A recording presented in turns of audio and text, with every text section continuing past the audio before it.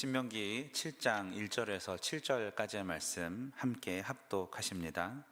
내 하나님 여호와께서 너를 인도하사 내가 가서 차지할 땅으로 들이시고 내 앞에서 여러 민족 헷 족속과 기르가스 족속과 아모리 족속과 가나안 족속과 브리스 족속과 히비 족속과 여부스 족속 곧 너보다 많고 힘이 센 7 족속을 쫓아내실 때에 내 하나님 여호와께서 그들을 내게 넘겨 내게 치게 하시리니 그때에 너는 그들을 진멸할 것이라. 그들과 어떤 언약도 하지 말 것이요 그들을 불쌍히 여기지도 말 것이며 또 그들과 혼인하지도 말지니 내 딸을 그들의 아들에게 주지 말 것이요 그들의 딸도 내 며느리로 삼지 말 것은 그가 내 아들을 유혹하여 그가 여호와를 떠나고 다른 신들을 섬기게 하므로 여호와께서 너희에게 진노하사 갑자기 너희를 멸하실 것임이니라. 오직 너희가 그들에게 행할 것은 이러하니 그들의 제단을 헐며 주상을 깨트리며 아세라 목상을 찍으며 조각한 우상들을 불사를 것이니라. 너는 여호와 내 하나님의 성민이라. 내 하나님 여호와께서 지상 만민 중에서 너를 자기 기업의 백성으로 택하셨나니 여호와께서 너희를 기뻐하시고 너희를 택하심은 너희가 다른 민족보다 수요가 많기 때문이 아니니라. 너희는 오히려 모든 민족 중에 가장 적으니라. 아멘. 할렐루야. 하나님께서 주시는 은혜와 소망이 오늘 새벽에 우리 모두에게 깊게 임하시길 예수님의 이름으로 축복합니다. 오늘 말씀은 1절을 보니까 하나님께서 직접 가나안 민족들을 쫓아내실 때에 2절에 조금도 타협하지 말고 그들을 진멸하라 라는 말씀입니다. 타협에 대한 말씀을 전하고자 합니다. 우리 그리스도인들은 하나님의 은혜로 구원받은 자로서 이 세상과 본질적으로 구별되는 새 피조물이 되었다라고 말씀하셨습니다. 하지만 세상에 섞여서 함께 살아가고 있죠. 그래서 그리스도인과 세상은 항상 긴장 관계에 놓여 있습니다. 남일에 관심 없는 사람들도 참 많은데 교회가 동성애 얘기만 나오면 다 같이 들고 나와서 이렇게 시위하는 것도 그런 이유겠죠. 성경에서 안 된다고 하니까 그렇게 말하는 것일 것입니다. 그러므로 그리스도인들이 반드시 기억해야 될 것은 세상을 향한 바른 관점과 타협하지 않는 신앙입니다. 오늘 말씀은 하나님과 또 성도들을 대적하는 세상, 예수님께서도 세상이 너희를 미워할 것이라 하셨죠. 우리를 미워하게 되는 어떤 성도의 대응 방법을 분명히 제시하고 있습니다. 물론 사랑으로 품는 것은 당연한데 기본적으로 우리의 중심과 정체성은 타협하지 않는 견고함이 있어야 된다는 말씀이겠죠. 한번 따라해 봅시다. 타협하지 말자. 네, 모르시는 분은 없을 것입니다. 잠과도 타협하지 않고 새벽을 깨우신 분들 아니십니까? 민주주의는 타협이 참 중요합니다. 타협의 정치라고도 말하죠. 쌍방 간의 원만한 합의를 위해서 여러 가지 노력을 합니다. 합의가 되지 않으면 마침내 이제 서로 갈라져서 싸우게 되고 이런 일이 반복되게 되고 모두가 다 손해를 보는 일이 있기 때문입니다.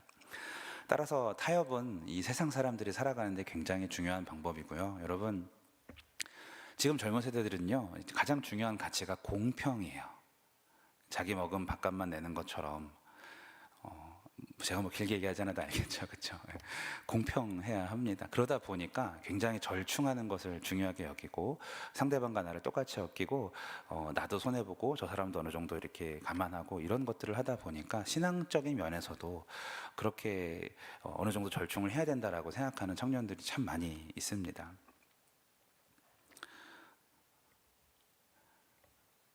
우리가 경계해야 될 것이 바로 이런 타협입니다. 성도 중에는 세상과 적당히 타협하는 것에 대하여서 별로 이렇게 개의치 아니하시는 분들도 앞으로 다음 세대로 갈수록 점점 많아지는 것을 제가 보는데 참 마음이 아픕니다.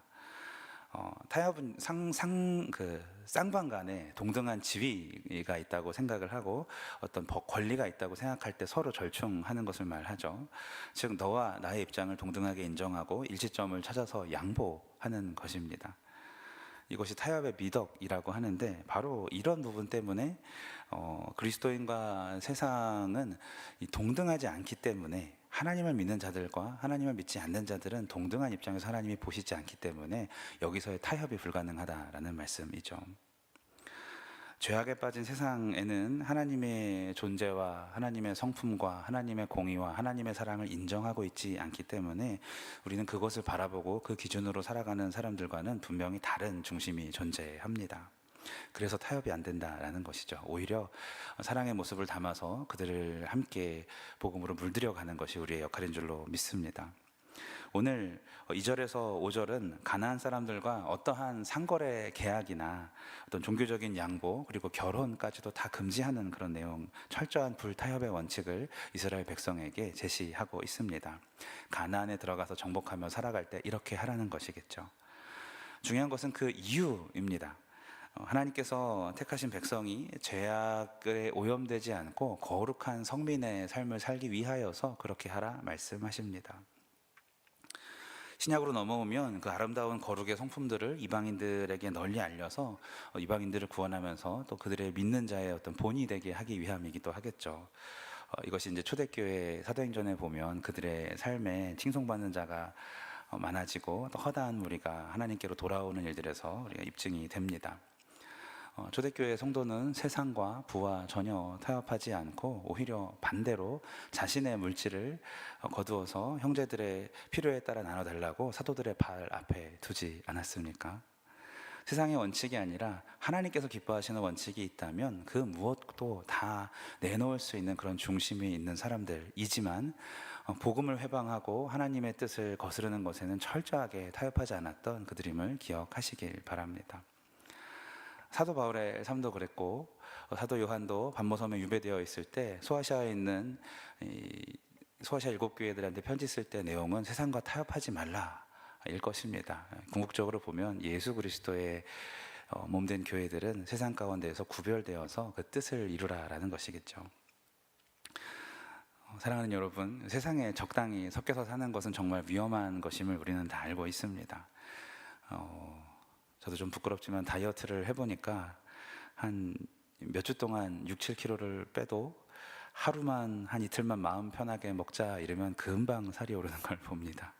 깨닫는 게 다이어트를 왜 실패하나 했더니 마음을 놓기 때문입니다. 괜찮겠지 이 정도는. 고스란히 다음날 체중계에 다 올라가죠. 신앙도 그런 것 아닐까요? 하나님 앞에 어느 정도 인정하고 좀 편하게 살고 싶다라는 마음이 드는 순간부터 조금씩 무너지기 시작하고 보이지 않는 곳에서부터 보이는 것까지 점점 하나님 앞에서 세상과 타협하기 시작할 것입니다. 이래서 저래서 한두 번 새벽기도 빠지다 보면요, 몇십 년을 다녔어도 새벽기도 안 가는 생활이 금방 익숙해질 것입니다. 주일 성수든 헌금 생활이든 하나님을 사랑하는 부분이든 이웃을 사랑하는 부분이든 다 마찬가지입니다. 우리가 타협하지 않는 가장 중요한 방법은 바로 한번 따라해 봅시다. 정체성.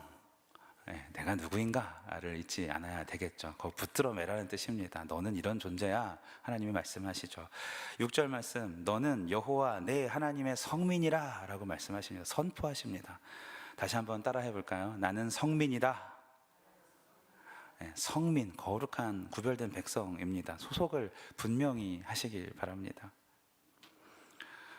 우리가 이렇게 누리는 것도 그 하나님의 거룩하심을 우리가 받아 누리고 우리도 그렇게 살 수 있는 것도 우리가 잘나서가 아니라 오직 모든 민족 중에서 오히려 가장 작은 사람들이기 때문에 너희를 구원하였고 너희를 쓴다라고 7절에서 말씀하십니다. 성민으로 세워주셨습니다. 우리가 하나님께서 세상과 싸워 이기시는 일에 하나님 편에 서서 생생한 목격자가 될 수 있는 것도 우리가 성민이기 때문입니다.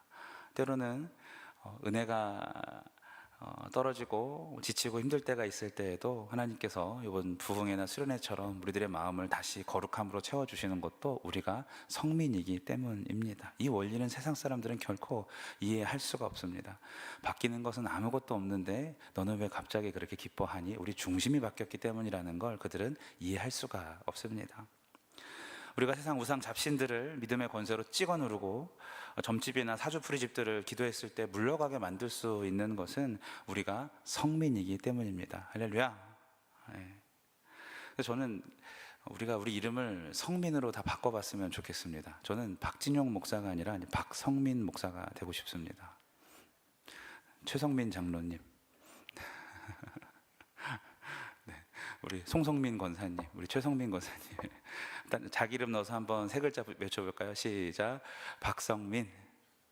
해봅시다. 시작. 박성민. 오늘 하루 우리의 정체성에 하나님, 나는 오늘 말씀에 너는 성민이라고 말씀하셨으니 이름을 바꾼다는 건 아브라함을 아브라함으로 바꿨을 때 존귀한 아버지가 열방의 아버지가 됐듯이, 하나님, 제가 박성민 목사로서 하나님이 구별하신 사역자가 될 수 있도록 살겠습니다라는 다짐을 하고자 합니다. 여러분도 동참해 주시길 바랍니다.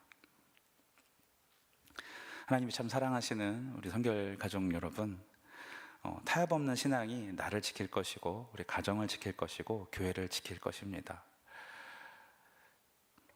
하나님의 성민으로서의 신앙을, 신분을 기억하시고, 마치 브레이크가 고장난 급속도로 달려가는 어두워지고 타락해가는 이 세상 속에서 공평이라는 이름 하에서 신앙도 양보하게 만들려는 그런 세상 속에서 소금처럼 빛처럼 살아나시는 저 여러분 되시길 축복합니다.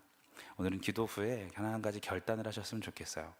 하나님, 타협하지 않는 신앙이 뭘까요? 이미 잘하고 계시지 않은가요? 라고 제가 기도를 했었고, 하나님 주시는 마음이 구약에 있는 그 세상 가운데 이집트에 쪄들어 살던 이스라엘 백성에게 건지자마자 주시는 것이 10계명이잖아요. 너희는 이렇게 살아야 돼라고 중심, 그것을 묵상해 보시길 바라고, 혹은 마태복음 5장에서 7장까지 보면 예수님께서 소금과 빛의 삶이 무엇인지 산상수훈을 통해서 중심을 세워주시지 않습니까? 오늘 한번 시간을 내셔서 천천히 묵상하시면서 내가 거룩한 백성으로 이러한 열매들이 있는가, 이러한 삶의 중심이 있는가를 확인해 보시고 믿음으로 살아내시면서 사명 잘 감당하시길 예수님의 이름으로 축복합니다. 네, 기도합니다. 하나님, 박성민 목사가 되고 싶고 우리 울산 성결교회가 성민교회가 되고 싶습니다. 하나님, 하나님께서 주시는 거룩의 사명을 숨쉬듯이 감당할 수 있도록 생각하고 말하고 행동하는 것 하나하나가 하나님과 예수 그리스도와 우리 안에 계신 성령님을 닮게 하여 주시옵소서.